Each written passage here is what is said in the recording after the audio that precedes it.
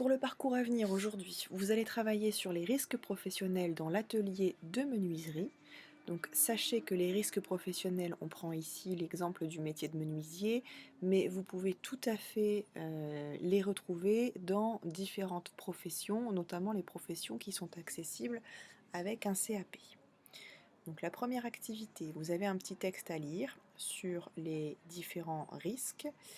Et par rapport à ce petit texte, vous avez ensuite un exercice où vous devez différencier dans la colonne de droite les équipements qui servent à se protéger soi tout seul, des équipements qui servent à protéger tout un groupe de personnes.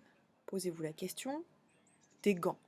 Est-ce que des gants, je les mets et ça me protège moi tout seul, ou est-ce que ça va protéger tout un ensemble de personnes? En fonction de ça, vous reliez les éléments de la colonne de droite à la colonne de gauche.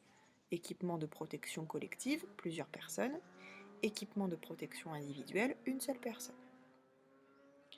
Exercice numéro 2, vous avez une photographie d'un menuisier en train de travailler et on vous demande de légender cette photo en plaçant les mots qui sont juste au-dessus de la photo ici, dans les petits cadres qui sont tout autour.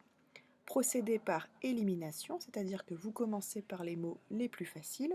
Exemple, bleu de travail, je pense que c'est facile et que vous voyez tous ce que c'est.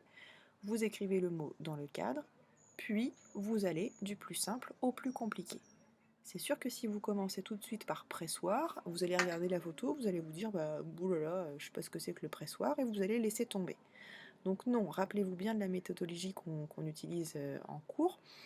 On procède par élimination en allant du plus simple au plus compliqué et on raye au fur et à mesure les mots pour ne pas les utiliser deux fois. Dernier exercice, des petits pictogrammes de sécurité avec des petits objets à l'intérieur.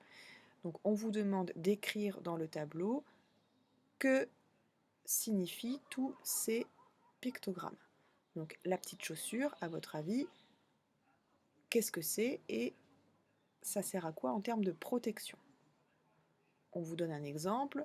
Ici, vous avez le picto du bleu de travail et on vous dit le bleu de travail sert à se protéger des salissures.